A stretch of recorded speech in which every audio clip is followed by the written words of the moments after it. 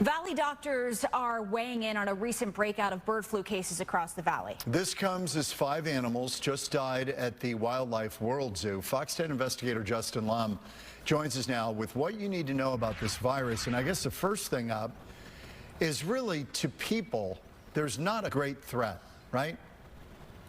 That's true, and we are going to get into that in just a moment. But to be clear, DHS is on alert coming off this rash of cases.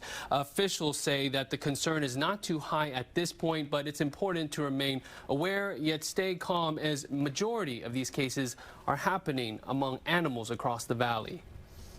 When it comes to avian flu, illness happens to be very mild. Reassurance from Dr. Joel Tariquez with the state's Department of Health Services. Cases started popping up in November with birds at a poultry farm in Pinal County showing signs of illness. Another flock of poultry in Maricopa County tested positive for bird flu last month per DHS. Last week, officials reported the first human H5 cases in Arizona. Both people were exposed to infected poultry while working at a facility in Pinal County.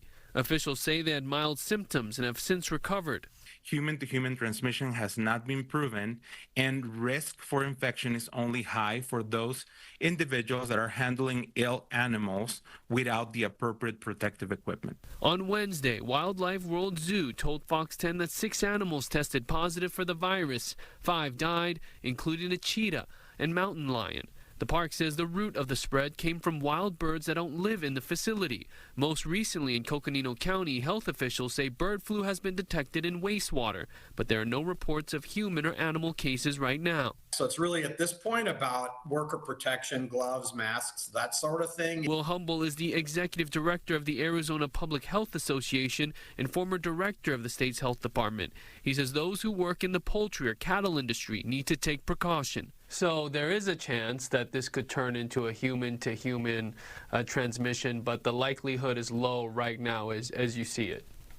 Yeah, that's correct. The likelihood, I think, is quite low right now, but, you know, it's not impossible. According to the CDC, there have been nearly 60 confirmed human cases of the H5 bird flu, the majority in California with 32 cases, followed by Washington and Colorado.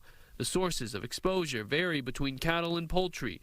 Dr. William Carroll with IntraCare has some advice. If you haven't gotten the flu vaccine yet, you really should get one. I was expecting a surge after Thanksgiving. I have not seen one, thank goodness. But that means that we're probably going to have our typical Arizona flu season, which is the flus usually after January. So what's going on right now? ADHS says they work with different jurisdictions and agencies, specifically the Department of Agriculture, to keep monitoring animals that are impacted in these cases. And while officials are also providing the monitoring of humans that are interacting with these infected animals, providing medication if they are in need of it.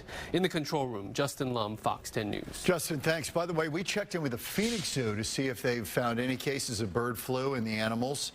And they have been testing for it for over 2 years. The zoo is also taking steps to prevent migrating wild birds from spending time on zoo grounds and in exhibits where they may impact the collection. By the way, no exhibits have been closed, no cases have shown up.